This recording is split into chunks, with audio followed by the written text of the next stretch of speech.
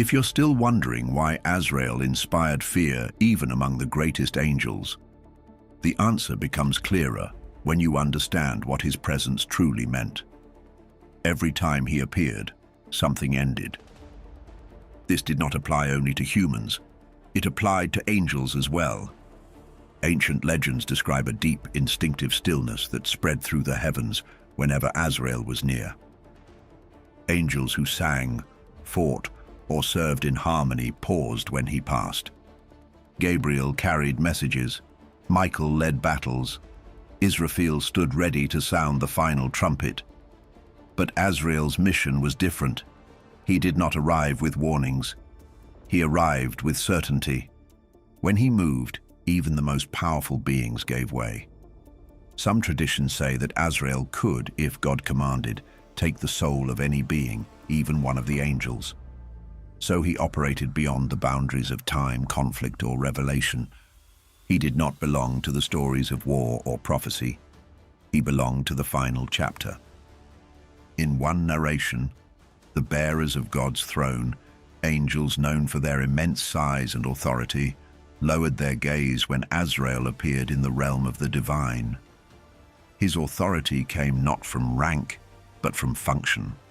He represented the end of every command, every mission, and every life.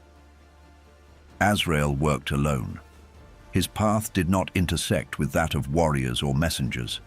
He was the last stop on the divine road, and once he arrived, no voice, no strength, and no plea could change what came next. That's why even the archangels, mighty, radiant, and chosen, respected his silence. Because his silence meant the story was over.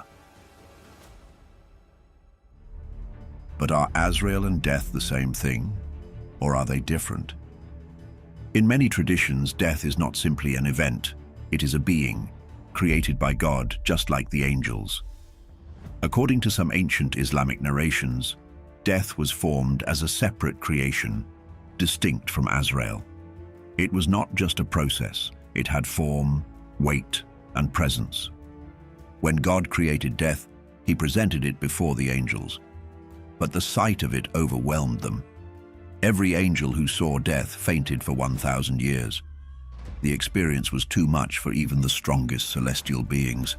That alone gives us a clue. If even the angels collapsed before death, what kind of being could control it? The moment when God gave Azrael command over death itself is key. It shows that Azrael was not created by death. He was placed above it. While other angels worked with light, sound, and fire, Azrael carried something far more absolute, the very boundary between life and what comes next.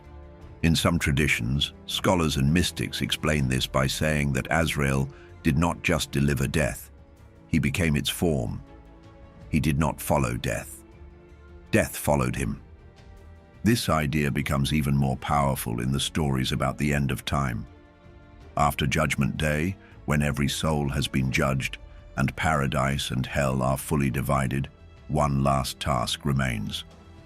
According to Hadith traditions, God will take death itself, now in the form of a ram, and place it between heaven and hell.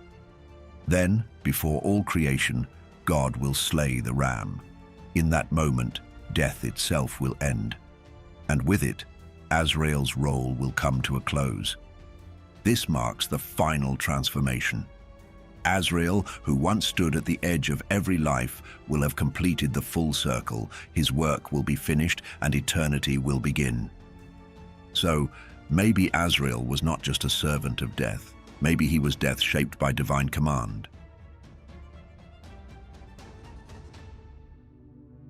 And because of everything we've seen so far, it's no surprise that today many people associate Azrael with the Grim Reaper.